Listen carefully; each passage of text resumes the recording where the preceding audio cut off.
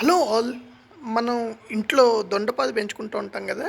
So రీసెంట్గా మా దొండపాదు ఇట్లా ఎండిపోవడం చూసాం అనమాట. చూడండి ఎట్లా ఎండిపోయిందో.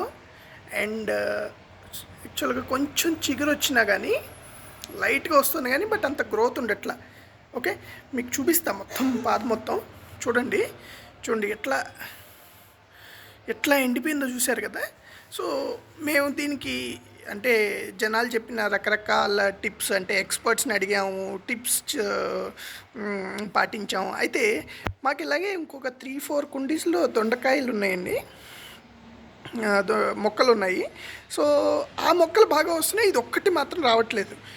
ఏంటా అంటే దీనికి మేము అంటే చాలామంది చెప్పినట్టు నీమ్ ఆయిల్ వాడాము, లేకపోతే మట్టిలో పసుపు కలిపాము, బూడిద కలిపాము, నెక్స్ట్ ఎవరో ఫర్టిలైజర్ చెప్తే ఫర్టిలైజర్ వాడాం. ఏది చేసినా పోవట్లేదు అనమాట. అయితే రీసెంట్గా మేము ఈ మట్టి తవ్వుతుంటే మీకు చూపిస్తా చూడండి. ఈ మట్టిలో మీకు కనిపిస్తాయి, ఇక్కడ చూసారా, ఒక టైప్ ఆఫ్ వామ్స్ ఉన్నాయి, కదులుతున్నాయి చూడండి. ఇవి మట్టి తవ్వగా కుప్పల కుప్పలుగా ఈ మట్టిలో ఉన్నాయన్నమాట.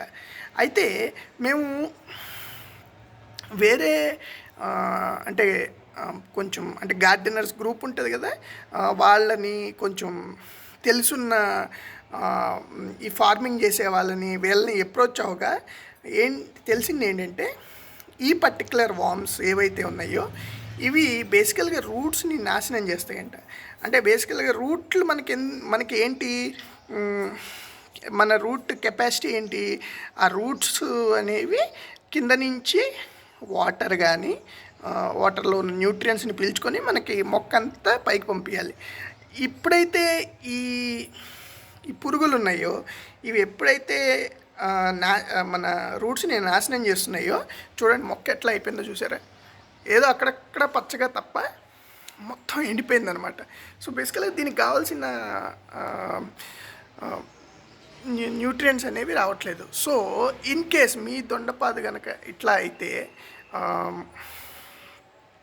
ఇమ్మీడియట్గా మీరు ఒక్కసారి ఈ సాయిల్లో ఈ పురుగులు ఏమైనా ఉన్నాయేమో చూడండి.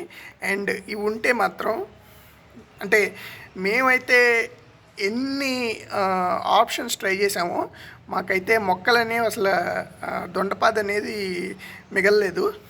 సో మోస్ట్లీ మీరు ఈ మట్టి ఇమ్మీడియట్గా మీరు మార్చేయాల్సి ఉంటుంది. అదే మాకైతే ఆప్షన్ కనిపించింది. అండ్ చాలా ట్రై చేశాక రకరకాల ఆప్షన్స్ ట్రై చేశాక చేస్తున్న వీడియో అనమాట.